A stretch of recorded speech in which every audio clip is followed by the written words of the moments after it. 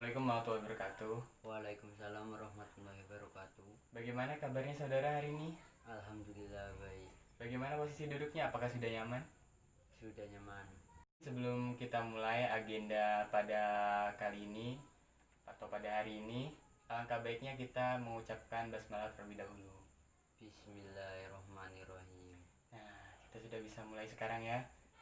Ya, Sebelumnya, apakah saudara sudah pernah melakukan konseling? belum.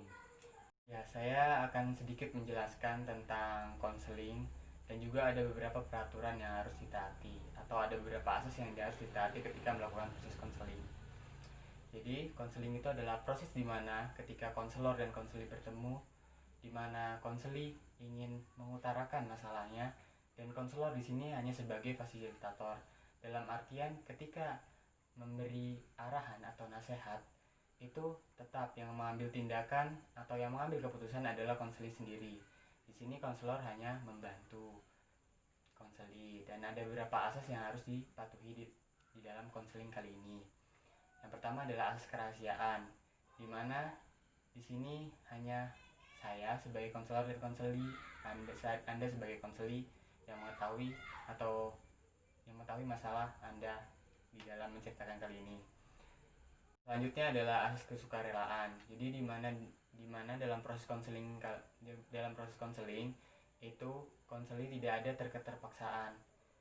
Jadi apakah Anda kesini sudah sukarela untuk menceritakan masalah Anda? Sudah. Baik, sebelum kita mulai lebih lanjut, alangkah baiknya kita berkenalan terlebih dahulu. Mungkin dari saudara terlebih dahulu. Boleh, nama saya Wiratama. Nama saya di sini Kevin Avarsya, mungkin ya sudah panggil saja Pak Kevin bisa. Dimengerti? Mengerti? Mungkin kita sudah bisa mulai ya. Iya. Sebelum kita mulai nih, apakah boleh saya mencatat dari ketika kita proses konseling? Boleh. Terima kasih. Mungkin kita bisa mulai ya. Iya. Dewira sekarang sudah kelas berapa? Sudah kelas 3 MTS. Berarti mau lulus ya? Iya. Mau masuk SMK atau SMA nih niatnya? SMK sih. SMK. Oh, mau ngambil jurusan apa nih di SMK? Jurusan ELAS. Oh, las. Sebelumnya Dewira sudah memiliki keterampilan atau pengetahuan di bidang tersebut, di bidang las tersebut sehingga ingin masuk jurusan las? Belum. Belum. Jadi hanya keinginan Nawira saja ya? Iya. Menurut saya, ketika Dewira ingin memasuki jurusan yang diinginkan oleh Nawira, Nawira juga harus memiliki info atau pengetahuan tentang jurusan tersebut. Sehingga nanti ketika sudah masuk jurusan tersebut, Nawira sudah sedikit mengetahui ilmu dasarnya mungkin. Biar nanti lebih enak dalam masuk jurusan, lebih dipermudah mungkin. Iya sih, betul. Selain niat juga harus mempunyai keahlian dasar atau pengetahuan di bidangnya. Nah, betul itu Nawira. Nanti semoga ketika Nawira ingin memasuki jurusan tersebut bisa lebih dipermudah. Amin. Ya, jadi sekarang ini kan lagi musim-musimnya corona nih ya kan, di bumi kita tercinta ini. Mungkin ya saya ingin bertanya kepada Nawira sendiri untuk perihal mungkin di sekolah.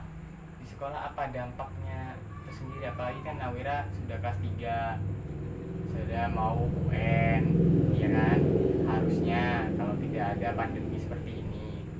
Bagaimana mungkin dari dampaknya mungkin untuk Nawira sendiri dalam hal sekolah terlebih dahulu?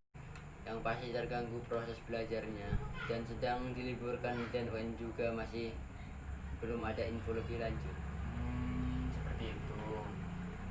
Kalau gitu, kalau UN ditiadakan nih, bagaimana mungkin pendapat dari Nawira sendiri? Apakah senang atau tidak, atau biasa aja, atau gimana? Senang sih. Kenapa, apa alasannya bisa senang gitu kalau ditiadakannya UN? Karena saya sendiri kurang percaya diri dalam mengerjakan soal dan saya tidak perlu repot belajar mempersiapkan hal tersebut. Seperti itu. Saya mengerti perasaan Nawira jika ingin bebas gitu. Mungkin ya dengan ditiadakannya UN akan lebih tidak usah apa ya, kayak repot belajar, persiapkan segala macamnya ya kan. Tetapi di balik itu semua, UN itu sangat penting, di mana UN itu sebagai alat ukur kita selama 3 tahun di sekolah dari kelas 1 sampai kelas 3 sekarang, sebagai alat ukur di mana kita tuh bisa tahu gitu ilmu kita selama yang dipelajari selama kelas 1. Jadi itu sebagai alat ukur sehingga kita lebih mengetahui ternyata kemampuan kita atau hasil kita dari belajar tersebut. Begitu Nawira. Iya juga sih, saya tidak memikirkan sejauh itu. Jadi apakah UN itu penting bagi Nawira sekarang? Perlu, karena sesuai yang Bapak katakan tadi untuk alat ukir hasil belajar. Siap. Baik, mungkin Nawira ingin menceritakan hal lain mungkin, atau ada yang perlu saya ketahui atau apa gitu yang ingin diceritakan Nawira? Sudah cukup. Cukup. Baik, mungkin izinkan saya merangkum dari pertemuan kita kali ini ya. Iya. Jadi dari rangkuman saya merangkum dalam pertemuan kali ini, Nawira memiliki tingkat kepercayaan diri itu yang kurang, bisa dibilang. Dan Nawira juga sekarang ingin memasuki jenjang yang lebih tinggi ya, jenjang pendidikan yang lebih tinggi yaitu SMK. Jadi Nawira juga harus menambah pengetahuan, ingin masuk jurusan yang mana agar nanti tidak mengambil salah jurusan dan harus memiliki informasi-informasi tentang jurusan tersebut. Seperti itu. Apakah benar? Iya benar. Apa mungkin langkah yang akan Anda ambil? Saya akan mencari informasi tentang jurusan yang saya inginkan dan juga akan mempersiapkan jika ada UN dengan belajar. Mantap. Baik, sebelum kita akhiri pertemuan kali ini, saya akan menanyakan kepada Nawira bagaimana perasaannya setelah melakukan konseling pada kali ini. Jadi lebih semangat Pak dalam belajar saya juga. Mantap.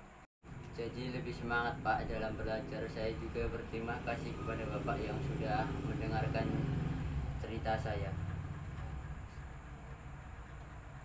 Baik, semoga dalam pertemuan kali ini bisa menambah wawasan Nawira, bisa menambah semangat Nawira dalam belajar. Semoga kedepannya Nawira bisa menggapai cita-citanya dengan mudah. Amin. Amin. Baik, saya akhiri dalam pertemuan kali ini. Wassalamualaikum warahmatullahi wabarakatuh. Waalaikumsalam warahmatullahi wabarakatuh. Terima kasih.